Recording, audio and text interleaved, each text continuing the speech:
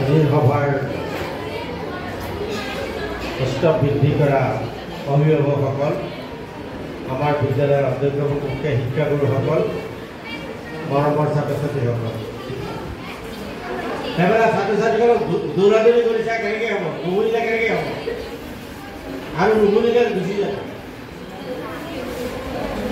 মই অলপ যেহেতু মই ক্লাছ 10 ক্লাছ নলওঁ, কিন্তু মই গোটেই চিষ্টেমটোৰ লগত জড়িত, মোৰ কথাটো অলপ বেলেগ।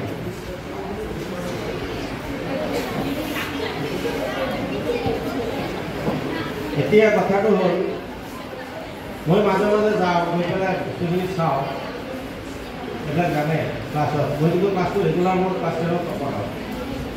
তথাপিও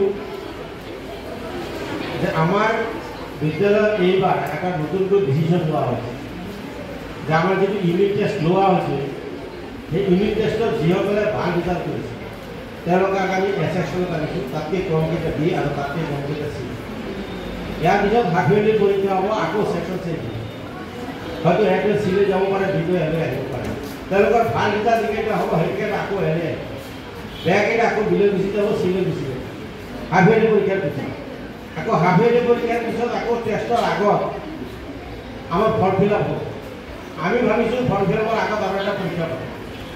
সেই পৰীক্ষাত যিকেইটা পাছ কৰিব সেইকেইটা মেট্ৰিক পৰীক্ষা দিব পাৰিব আৰু বাকীকেইটা মেট্ৰিক পৰীক্ষা দিবলৈ আমি নিদিওঁ।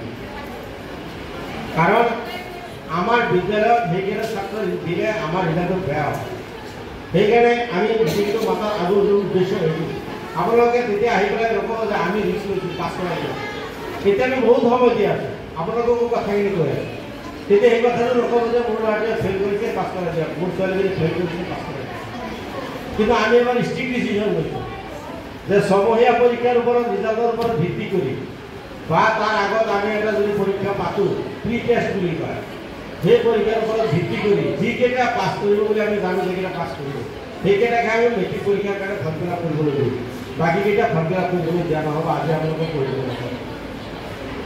ছাত্ৰ ছাত্ৰীসকলকো কৈ দিছোঁ, পিছত আহি পেলাই ক'ব নোৱাৰিব বোলে না আমাৰ, সেইকাৰণে মই ৰেকৰ্ডিং কৰাই ৰাখিছোঁ।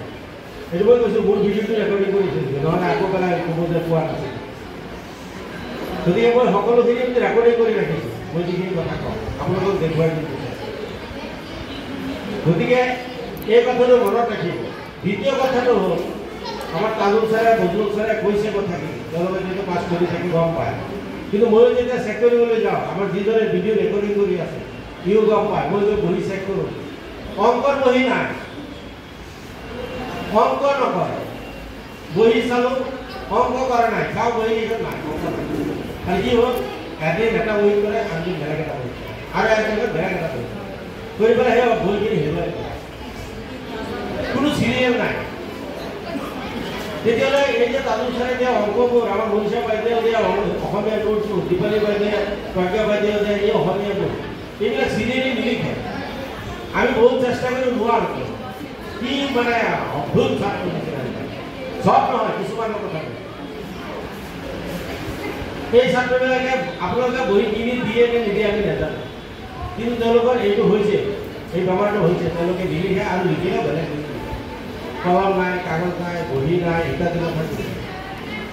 গতিকে এই এটা ডাঙৰ সমস্যা হৈছে।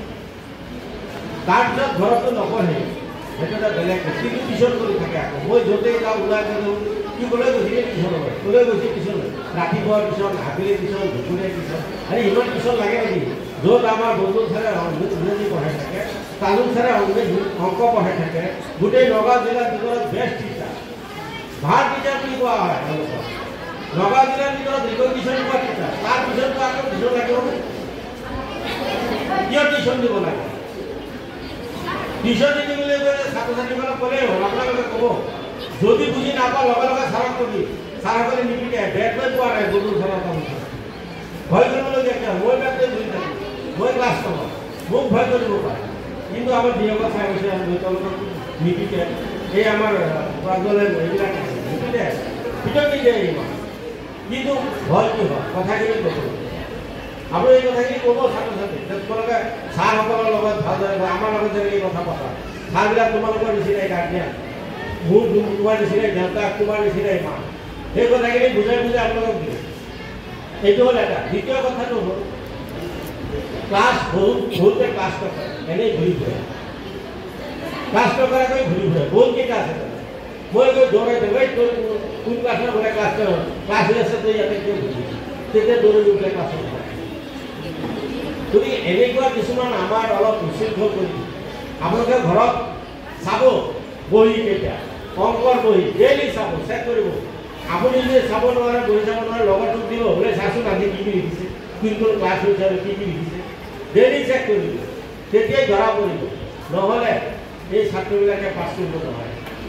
আমাৰ আৰু প্ৰাইভেট স্কুলৰ পাৰ্থক্যটো গ'ল, আমাৰ গাৰ্জেনসকলে এই মনোযোগটো নিদিয়ে, কিন্তু প্ৰাইভেট স্কুলত মনোযোগ দিয়ে। আমি যদি সেই মনোযোগটো ইয়াত দিওঁ, প্ৰাইভেট স্কুলৰ টিচাৰ আৰু আমাৰ টিচাৰ বহুত পাৰ্থক্য। আমাৰ টিচাৰসকল বহুত উন্নত, বহুত ধুনীয়াকৈ জানে, যিবিলাক প্ৰাইভেট স্কুলৰ টিচাৰ হয়তো নাজানে। কিন্তু দুৰ্ভাগ্য এটাই, আমাৰ গাৰ্জেনসকল আমি বিচাৰি নাপাওঁ। এই আজিও আধাখিনিও অহা নাই, আধাতকৈ কম আহিছে। যিকেইজন আহিছে আমি ধন্যবাদ জনাইছোঁ। আপোনালোক অন্তত যোগাযোগ ৰাখিব, ফোন নম্বৰ লৈ ল'ব ক্লাছ টিচাৰৰ। চবেই আজি ফোন নম্বৰ লৈ যাব, ডেইলি যোগাযোগ কৰিব। ডেইলি নহ'লে সপ্তাহত এবাৰ ফোন কৰিব, মোৰ ছাত্ৰজনৰ অমুক নাম কেনেকুৱা পঢ়িছে, কি কৰিছে, যিটো প্ৰাইভেট স্কুলত গাৰ্জেনে কৰে। আমিও সেই কামটো কৰিবলৈ আৰম্ভ কৰি দিওঁ। ছাৰসকলে বেয়া নাপায়, আপোনালোকে ফোন কৰিলে কোনেও বেয়া নাপায়। আপোনালোকে ফোন নম্বৰ আজি লৈ যাব, ফোন কৰি থাকিব। যদি আমাৰ ইয়াৰ পৰা আপোনাৰ ল'ৰাটো বা আপোনাৰ ছোৱালীজনী যদি ডিষ্টিংশ্যন পায়, আপোনালোকৰ যেনেকৈ ফূৰ্তি লাগিব, আমাৰো তেনেকৈ ফূৰ্তি লাগিব। আমি ভাল পাওঁ যে আমাৰ ছাত্ৰজনে ডিষ্টিংশ্যন কৰে। মোৰ ল'ৰাটোৱে ডিষ্টিংশ্যন পালে যিমান ফূৰ্তি লাগিব, তাতকৈ মোৰ স্কুলৰ ছাত্ৰজনে পালে তাতকৈ বেছি ফূৰ্তি লাগিব। সেইটো আমি কৰি থাকোঁ। গতিকে আপোনালোকে আৰু ছাত্ৰসকলেও কৈছোঁ, ছাত্ৰসকলে কিন্তু উৎপাত কৰিছে, আজি উৎপাত কৰি আছে, দেখিছেনে? আপোনালোকৰ হ'ব পিছলে কথাখিনি শুন নাই, উঠিছে, গৈছে, সোমাইছে, বহিছে, এনেকুৱা ইয়াতে প্ৰিন্সিপাল বহি আছে, তথাপিও মানে নাই। কাৰণ মূলতে কি সোমাইছে ক'ব নোৱাৰোঁ। এয়া এজনী এতিয়াও এই ঘূৰি ঘূৰি আছে, মোৰ কথাখিনি শুনাই নাই। আৰু ফেল কৰিলে কান্দিব আহিব। যোৱাবাৰ এইটো দুটা ফেল কৰিছিলে, ৩-৪টা মানে, প্ৰায় ৩ মাহ আমাক ইহঁতে কি কৰিলে, প্ৰিন্সিপালক ধৰিলে, পাছ কৰাই দিব লাগে, পাছ কৰাই দিলে, পাছ নকৰা, যি হ'লে হ'ব লাগে গুচি গ'ল। তাৰে এটা গুচি গ'ল, বাকী কাটি হৈছে। আমি অলপ কাঢ়া হৈ গৈছোঁ, আমি এনেকুৱা হেৰি কৰোঁ, কোনো ধৰণৰ আমি কম্প্ৰমাইজ নকৰোঁ। কাৰণ আমাৰ ৰিজাল্ট লাগিব, আমাৰ ষ্টুডেণ্ট ভাল হ'ব লাগিব। কথাখিনি আকৌ পুনৰ আপোনালোকক ধন্যবাদ জনাইছোঁ, আপোনালোকে আহিছে। আৰু আপোনালোকে অলপ চেষ্টা কৰক, বেছি চেষ্টা কৰিব নালাগে। মাত্ৰ আপোনালোকে কি কি লিখা পঢ়া কৰিছে আজি সেইখিনি অন্তত চাওক। এবাৰ আপোনাৰ ল'ৰা বা ছোৱালীজনী ভাল ৰিজাল্টৰ কাৰণে চাওক। ভাল হ'লে আপোনালোকে ভাল পাব, আপোনালোকৰে নাম হ'ব। আৰু আপোনাৰ ল'ৰা বা ছোৱালীজনী ষ্টেণ্ড কৰে, ডিষ্টিংশ্যন পায়, কিমান ফূৰ্তি লাগিব। কিন্তু আমি চেষ্টা কৰিছোঁ ডিষ্টিংশ্যন পোৱা হ'ব, আমি চেষ্টা কৰিছোঁ ষ্টাৰ পাব লাগিব। আপোনালোকে খালি আমাৰ লগত অলপ সহায় কৰে। ধন্যবাদ।